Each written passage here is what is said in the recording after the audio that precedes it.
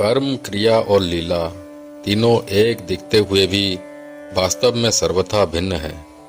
जो क्रिया कर्तृत्व अभिमान पूर्वक की जाए तथा अनुकूल प्रतिकूल फल देने वाली हो, वह क्रिया कर्म कहलाती है। जो कर्तृत्व अभिमान पूर्वक ना की जाए तथा जो फल देने वाली भी ना हो, वह क्रिया होती है। जैसे श्वासों का आना जाना, आँख का खुलना और बंद होना, नाड़ियों का चलना, हृदय का धड़कना आदि। जो क्रिया कर्तृत्व अभिमान तथा फलेच्छा से रहित तो होती है, साथ साथ दिव्य तथा दुनिया मात्र का हित करने वाली भी होती है, वह लीला है। सांसारिक लोगों के द्वारा कर्म होता है, मुक्त पुरुषों के द्वारा क्रिया होती है और भगवान के द्वारा लीला होती है।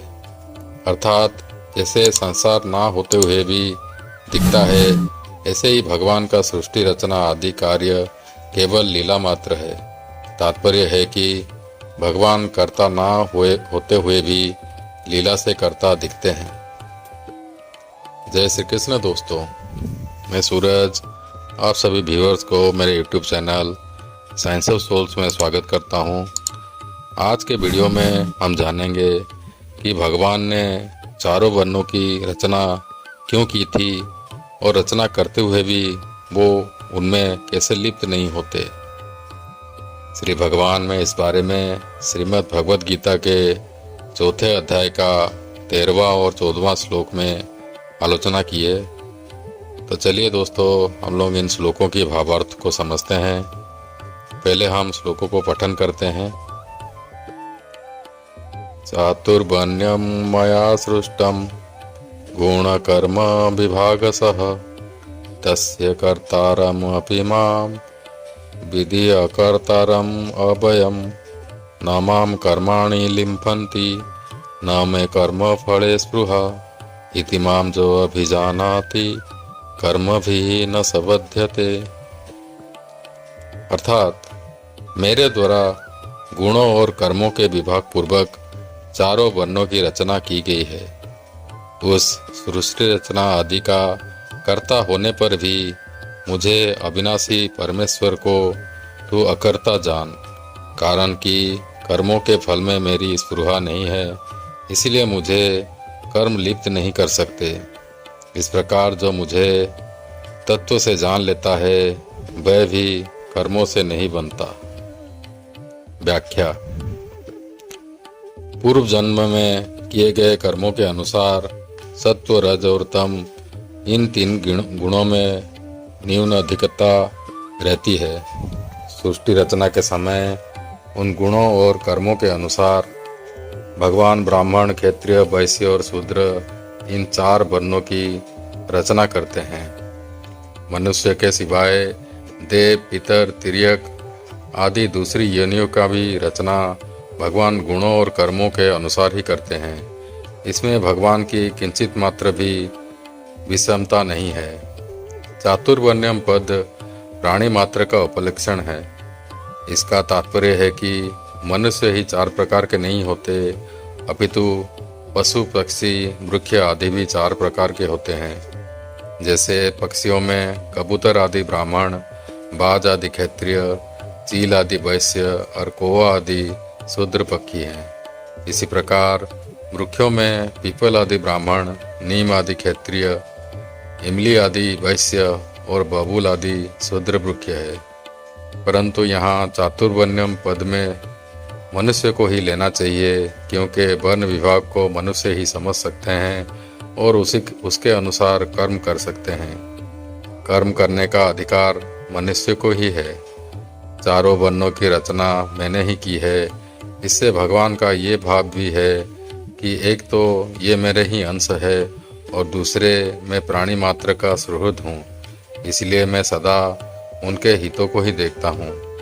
इसके विपरीत ये ना तो देवता के अंश हैं और ना देवता सब इनके सुहृद हैं।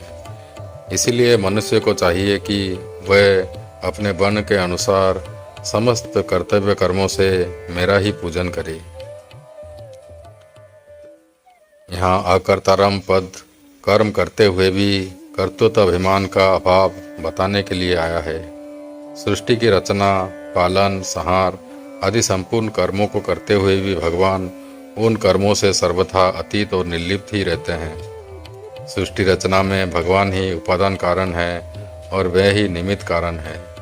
मिट्टी से बने पात्र में मिट्टी उपादान कारण है और कुम्हार निमित्त कारण है। मिट्टी से पात्र बनने में मिट्टी व्यय या खर्चा हो जाती है और उसे बनाने में कुम्हार की शक्ति भी खर्च होती है, परंतु सृष्टि रचना में भगवान का कुछ भी व्यय नहीं होता। वह ज्यों के त्यों ही रहते हैं, इसलिए उन्हें अवयम कहा गया है। जीव भी भगवान का अंश होने से अवश्य ही है। विचार करें कि शरीरादि सब वस्तुएं संसार की है और संसार से ही मिली है, अतः उन्हें संसार की ही सेवा में लगा देने से अपना क्या व्यय हुआ। हम तो स्वरूपतः अव्यय ही है। इसीलिए यदि साधक शरीर, इंद्रियां, मन, बुद्धि, धन, संपत्ति आदि मिले हुए सांसारिक पदार्थों को अपना और अपने लिए ना माने तो फिर उसे अपनी आवश्यकता अनुभव हो जाएगी। यहाँ विधिपत से भगवान ने अपने कर्मों की दिव्यता को समझने की आज्ञा दी है। कर्म करते हुए भी कर्म सामग्री, कर्म फल से अपना कोई संबंध ना रहना ही कर्मों की दिव्यता है। विश्व रचनादि समस्त कर्म करते हुए भी भगवान का उन कर्मों से कुछ भी संबंध नहीं है। उनके कर्मों में विषमता, पक्षपात और दोष लेस मात्र भी नहीं है। उनकी कर्म फल में किंचित मात्र भी आसक्ति, ममता या कामना नहीं है। इसलिए वे कर्म भगवान को लिप्त नहीं करते। उत्पत्ति विनाशील वस्तु मात्र कर्म फल है। भगवान कहते हैं कि जैसे मेरी कर्म फल में स्पृहा नहीं है, ऐसे ही तुम्हारी भी कर्म फलों में स्पृहा नहीं होनी चाहिए।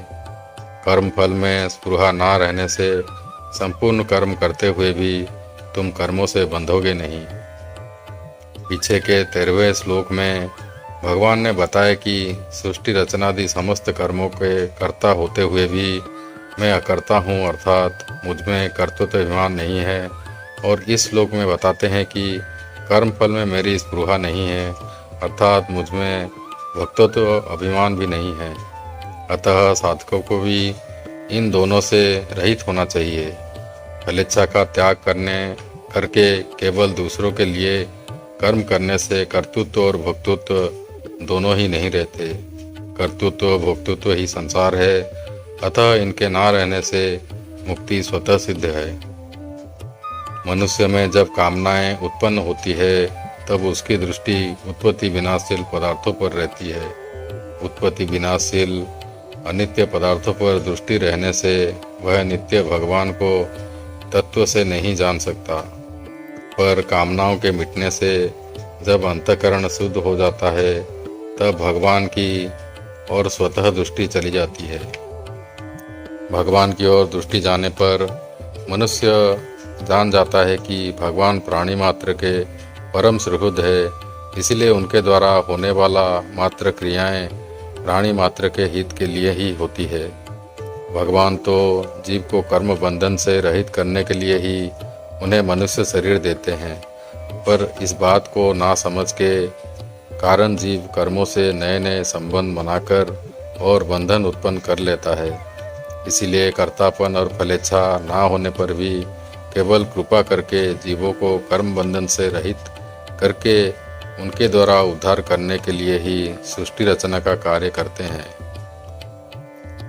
भगवान के कर्म तो दिव्य हैं, संत महात्माओं के कर्म भी दिव्य हो जाते हैं। वास्तव में संत महात्मा ही नहीं, मनुष्य मात्र अपने कर्मों को दिव्य बना सकता है।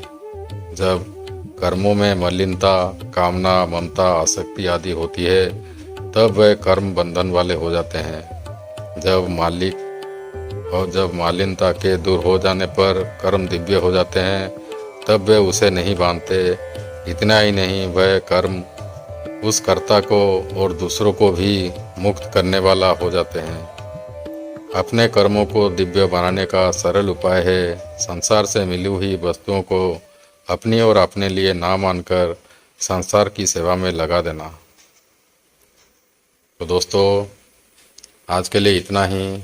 वीडियो अच्छा लगे तो लाइक, कमेंट और सब्सक्राइब कर दीजिए। जय श्री कृष्णा।